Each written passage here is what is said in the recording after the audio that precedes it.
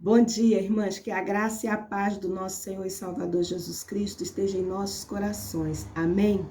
Bem, irmãs, na quarta-feira eu postei no nosso Zap a revista, tá? Que nós vamos estudar nesse trimestre a seguir. São 13 lições, todas elaboradas pela Convenção Batista Fluminense, que tem por tema esperança em tempos de quarentena.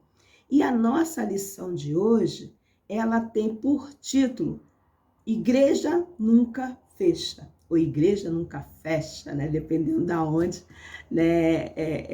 Tem o sotaque, né? Então, irmãs, com certeza vai ser assim, não é? Nesses 3 meses que vão se seguir, vai ser assim, bênção em nossas vidas, que possamos aproveitar bastante, né? Esse tempo e desfrutar, né? Desfrutar desse tesouro imenso, inesgotável, que é a palavra de Deus. Vamos orar? Querido Deus e eterno Pai, muito obrigado, Senhor, pelas tuas misericórdias, muito obrigado, Senhor, porque o teu amor, Senhor, nos constrange. Pai, muito obrigado, Senhor, porque em meio a tempos difíceis, tempos trabalhosos, tempos desafiadores, o teu amor permanece o mesmo, Pai. Muito obrigado, Senhor, porque temos o privilégio, Senhor, de estudar a tua palavra. E não queremos, Senhor, ser tão somente ouvintes, mas queremos praticá-la cada dia, aonde nós estivermos. Pai querido, Deus de infinito amor, muito obrigado, Senhor, pelas nossas vidas, pela vida das nossas famílias. Pai, se conosco, que o teu Santo Espírito possa falar aos nossos corações a cada dia e que possamos viver na alegria, Senhor, de te conhecer e prosseguir em te conhecer. Pai querido, muito obrigado, fica conosco, fala, ó Deus, aos nossos corações, é a oração que faço e a faço em nome de Jesus. Amém. Bem, irmãs, a igreja, ela não fecha. Por quê? A igreja é o corpo de Cristo. A igreja é um organismo vivo. A igreja, ela é formada de pessoas, os salvos por Cristo Jesus. Então, essa igreja, ela permanece firme, ela permanece, não é, caminhando a cada dia, ela permanece de pé, pois o fundamento da igreja é Cristo. Agora, os templos, esses sim, não é? Ao longo da história, nós já vimos templos que foram destruídos, templos que foram fechados, e nessa ocasião de pandemia não está sendo diferente. Existem muitos templos que ainda não voltaram, não é? Com as pessoas, com as suas programações. Então, nesse tempo, nós temos visto que realmente templos têm estado fechados, mas a igreja, ela permanece firme, pois a igreja somos nós. E nós vamos ver, quando Jesus estava ali no templo, lá em Mateus capítulo 24, versículo 1 e 2, Jesus está ali no templo e os discípulos, eles estão falando a respeito daquela construção, né? E ali Jesus, ele já predizendo o que iria acontecer, ele falou que ia chegar um dia que daquela construção ali não iria restar pedra sobre pedra. E quando, não é, nós vamos ver ali na história, no relato da história da igreja, no ano 70, o templo foi totalmente destruído. Nós vamos ver ao longo da história também que muitos templos ali na Europa, eles foram fechados. E hoje nós podemos ver que muitos templos continuam nesse tempo de pandemia fechados. Mas a igreja, ela permanece firme, porque a igreja, ela é do Senhor. E quando Jesus estava ali com os seus discípulos, indo a caminho de Cesareia, e vai tecendo aquele diálogo ali entre os discípulos, Jesus vai falar para eles, não é?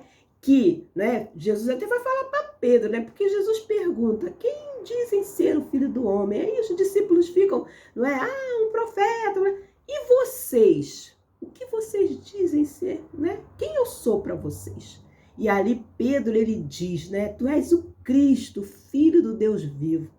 Não é? E Jesus vê que de Pedro mesmo não saiu aquelas palavras se o Pai não tivesse, né? Conduzido ali as palavras de Pedro. Não é? E ali Jesus vai dizer que sobre, né, aquela rocha, sobre esta rocha edificarei a minha igreja. Que rocha? Cristo, a rocha inabalável.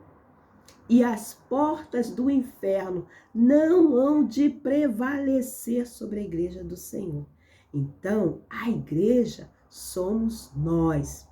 Vivemos tempos difíceis, tempos incertos, não sabemos quando voltará à normalidade. Gostaríamos muito de estarmos no templo, não é? Se reunindo sem máscara, sem se preocupar em passar álcool gel, abraçando, né, nossos irmãos, mas não sabemos. Mas é também uma infantilidade nossa achar que nós só devemos adorar quando estivermos no templo.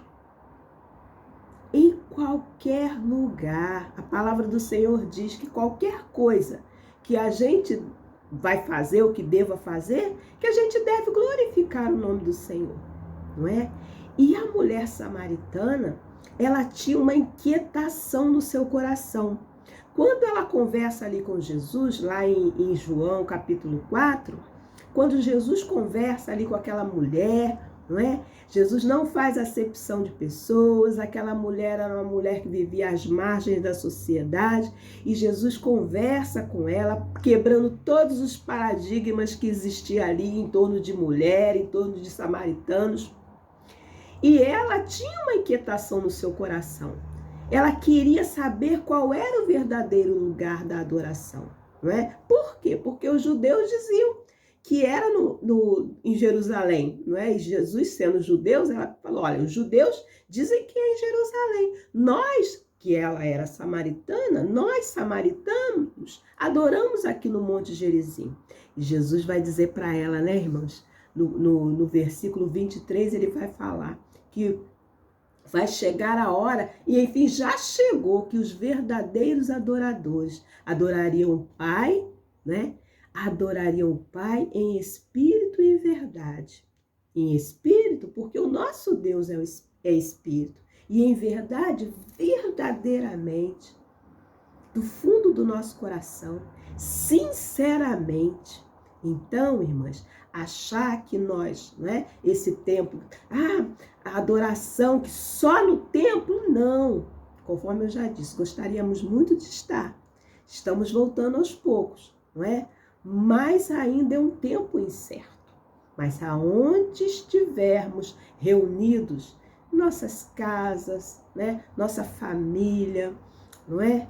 Aonde nós estivermos, é um local de adoração. É um local onde nós podemos adorar o nosso Deus, o nosso Senhor, não é? O apóstolo Paulo, quando ele escreve a primeira carta aos Coríntios, não é? Na igreja de Corinto, ele vai dizer que gostaria de falar com eles como espirituais. Mas eles ainda eram carnais, porque existia ali naquela igreja algumas coisas que Paulo viu que não estava condizendo, não é, com a vida de um cristão. Então, Paulo ele vai falar, né? Então, aqui na nossa lição, nós vamos ver aqui, eu fiz um apanhado, irmãs, e aí nós vamos, e aqui na página 15, vai dizer assim: o apóstolo Paulo, na sua primeira carta à igreja, né, de Deus em Corinto, né, que está registrado lá em 1 Coríntios 1 e 2, dedicou-se a tratar as causas da divisão da igreja, na igreja, enfatizando o santuário de Deus, que são, né, enfatizando que o santuário de Deus são as pessoas e não os prédios, né, conforme diz lá em 1 Coríntios 3, 16 e 17. Parece óbvio, mas esse entendimento é fundamental para a saúde doutrinária do cristão. A igreja somos nós, não é? Não amadurecer na fé é um problema para a vida cristã. O leite precisa ser substituído por alimentos sólidos. Isso faz parte do crescimento. Pois por ser ainda carnais, Paulo não podia aprofundar seus ensinamentos, os seus ensinos, não é? Por exemplo, achar que só podemos servir a Deus nos templos é prova de quê? De imaturidade espiritual. Buscar manter-se fiel somente quando o templo está acessível é enganar-se a si mesmo. Pela carnalidade que imperava a igreja em Corinto, ela estava mergulhada no partidarismo. Por quê, irmãs? Porque aquela igreja, não é? Ela se dividiu. Uns diziam que era de Paulo, os outros diziam que era de Apolo. E quando, né, Paulo tem o conhecimento que essas coisas estavam acontecendo dentro da igreja, Paulo, ele ficou indignado. Ele, né, eu queria falar a vocês como espirituais. Como é que eu vou dar um alimento mais sólido para vocês se vocês estão aí dizendo, né, se dividindo, dizendo que um é de Paulo e o outro é de Apolo? Paulo, não é? Paulo era um plantador de igrejas. Paulo, ele não ficava sempre no mesmo lugar, né? Ele fundava, ele plantava aquela igreja e ia para outros lugares, não é? E outros vinham, não é? E edificavam sobre o fundamento que é Cristo que Paulo pregava. Então, né, o que acontece? Ali naquela igreja de Corinto, estava assim, não é? Existindo ali um partidarismo. E nos nossos dias, isso também ocorre, não é? É o Senhor que é o fundador, o fundamento da igreja. É no Senhor que devemos nos alicerçar, pois a igreja, ela é sólida porque é edificada na rocha que é Cristo Jesus. Paulo os exortou à maturidade pela consciência de que somos tão somente cooperadores de Deus. Ele usa duas imagens, né, que é a lavoura e o edifício. Enquanto, não é, existia ali aquele partidarismo, Paulo vai dizer assim, não é? A igreja é do Senhor. Um planta, o outro edifica. Todos dois são cooperadores do Senhor, não é? E ali Paulo ele vai falar da lavoura. Nós somos lavouras de Deus. Ele, como legítimo dono e provedor, se utiliza dos seus cooperadores, que eram quem? Paulo e Apolo. Paulos e Apolos, até nos dias de hoje, não é? Na plantação. Há plantadores e cultivadores, mas só a colheita porque Deus dá o quê? O crescimento. Deus é aquele que dá o crescimento à igreja. Nós podemos ver que lá na igreja primitiva, não é? Deus ia acrescentando aqueles que haviam de se salvar. Por quê? Existia ali, né, uma comunhão muito grande naquela igreja, por aqueles que estavam ali, não é? E a gente via, né, que existia ali um amor mútuo, um cuidava do outro. Todos ali, né, viviam uma comunhão latente dia após dia. E aquela igreja também sofria perseguição. Mas eles cresciam a cada dia na fé, porque eles eram alicerçados em Cristo. Eles cresciam na fé e a comunhão deles era algo assim tão grande que os de fora, não é? Que eles eram assim, aqueles testemunhos, né, para que, não é, de como ser cristão para aqueles que estavam de fora. E Deus acrescentava cada dia os que haviam salvar. E quando Paulo ele fala aqui, não é, do crescimento, que Deus dá o crescimento, um planta, outro rega, mas Deus dá o crescimento, é um crescimento também espiritual, não só de números, né? Pelo testemunho, pelo bom testemunho, mas é o crescimento espiritual também, não é? Então, o crescimento é uma garantia que só Deus pode dar. E por isso, podemos fazer a nossa parte e descansarmos nele. Nossa esperança está no Senhor. Paulo foi o evangelista, Apolo o edificador, mas foi Deus quem realizou a obra. O Senhor é o dono da obra. O Senhor é Senhor da obra, não é, irmãs? Paulo era o plantador, conforme eu já disse, né? Paulo era o plantador, e sendo um plantador, sendo um missionário, ele não poderia ficar só ali, né? Detido ali junto com aqueles que estavam ali, naquela igreja, no templo, né? Mas ele foi para outros lugares, não é? E aí, quando ele diz que um plantou, o outro regou, mas Deus deu o crescimento, não é? Só Deus pode dar esse crescimento, não é? E Paulo ainda vai falar a respeito do edifício. Ele, não é? Fala assim dos irmãos ali, de nós como plantação, como lavouras do Senhor, não é? E ele vai falar também o quê? Do edifício, como é edificado o edifício, não é? Quando Paulo ele passa a falar do edifício, ele fala sobre construção. Ele fala de si como construtor, como um lançador de alicerces.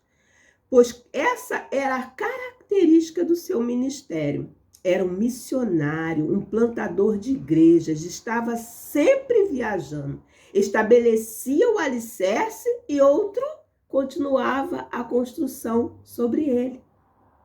Mas olha só, Paulo ele vai fazer um alerta. Cada um veja como constrói. Cada um veja como constrói. Paulo pregou e ensinou sobre Jesus Cristo, o único fundamento. Nenhum outro poderia ser lançado. Cristo é o fundamento da igreja. A solidez de uma construção está no seu fundamento. Por isso o apóstolo Paulo foi tão enfático. É em Cristo que se constrói. E não se trata apenas de construir, mas de construir com dignamente. E aí a gente vai ver, não é? Que quando Paulo diz que o alicerce, que ninguém poderá lançar um outro alicerce que não seja Cristo Jesus, que é o fundamento da igreja, nós vamos ver que, né, aquele que vem depois para fazer, né, para continuar essa obra, ele tem que ver muito bem o que, não é, o que vai ser pregado. E nós, como, não é, como parte desse corpo, não é, o que nós estamos ensinando às outras pessoas? O que nós estamos, não é, falando para as outras pessoas, o que nós estamos vivendo nesse tempo? Será que o que nós temos vivido reflete realmente que somos, não é, parte da igreja de Cristo? Temos que ter cuidado, né, irmãs? A forma como se faz a construção é importantíssima, porque a obra, né, a obra de cada um se manifestará. Sobre o alicerce poderá ser construído ouro, prata, pedra preciosa, madeira, feno ou palha. Chegará o dia da avaliação, quando o fogo testará a obra de cada um. Irmãs, quais estão sendo as obras que nós estamos efetuando? Irmãs, será que o que nós temos feito para o Senhor, será que a obra das nossas mãos tem sido, não é, algo realmente valioso para o Senhor? Quando nós nos dedicamos ao trabalho do Senhor, será que estamos fazendo com coração para enaltecer o nome do Senhor, glorificar o nome do Senhor? ou estamos querendo atenção para nós mesmos? Um dia essas obras vão ser provadas pelo fogo, não é? Se nós, fizemos a nossa obra para engrandecer, para glorificar o nome do Senhor, não é? Essas obras elas vão permanecer. Mas se nós deixarmos falar o eu, se nós desviar a nossa atenção para aquilo que realmente é verdadeiro, essas obras elas vão se desfazer. E isso, irmãs, não importa, não é? Assim, porque muitas das vezes a gente acha que o trabalho do Senhor, não é? Você tem que estar numa posição de destaque, você tem que estar numa posição assim de, não numa posição que sobressaia. Não. Você pode estar nessa posição, mas você tem que glorificar o nome do Senhor. É o Senhor, a glória do Senhor. É o Senhor que tende a ser glorificado, não é? E Paulo, ele vai, enfatizar a respeito da construção, não é? Então, precisamos de, estarmos sempre atentos àquilo, não é, que nós estamos fazendo. Está realmente glorificando o nome do Senhor? Está realmente exaltando o nome do Senhor? Não é? Então, irmãs, nós temos que estarmos totalmente voltadas a fazer aquilo que realmente agrada ao Senhor. E isso aí independe. Isso aí independe de ser no templo ou de ser aonde quer que a gente possa estar. Amém, irmãs? E agora eu gostaria que as irmãs abrissem lá no livro de Hebreus, capítulo 3, versículo de 4 a 6, que diz assim: pois toda casa é construída por alguém, mas Deus é o edificador de tudo. Moisés foi fiel como servo em toda a casa de Deus, dando testemunho do que haveria de ser dito no futuro. Mas Cristo é fiel como filho sobre a casa de Deus. E esta casa somos nós, se é que nos apegamos firmemente à confiança e à esperança da qual nos gloriamos. Amém, irmãs? Bem, para nós terminarmos, irmãs, eu não poderia de deixar de falar de uma igreja que cresce a cada dia. Uma igreja que não tem templo, uma igreja que não tem um espaço, não é? Um endereço certo? E, às vezes não tem nem uma Bíblia para aqueles que estão ali. Nem todos possuem uma Bíblia. Uma igreja que se reúne muitas das vezes em subterrâneos. Uma igreja que traz consigo as marcas de Cristo. Sabe, não é, que não tem tempo para meninices, para carnalidade, para partidarismo. É uma igreja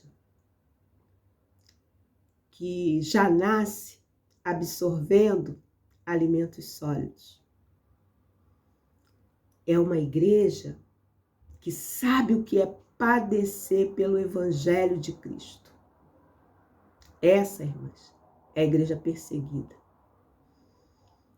É a igreja que não tem templo para se reunir, mas ela cresce a cada dia. E cada dia Deus vai acrescentando aqueles, que nem lá na igreja primitiva, aqueles que haverão de ser salvos. É uma igreja que cresce porque ela está alicerçada em Cristo Jesus.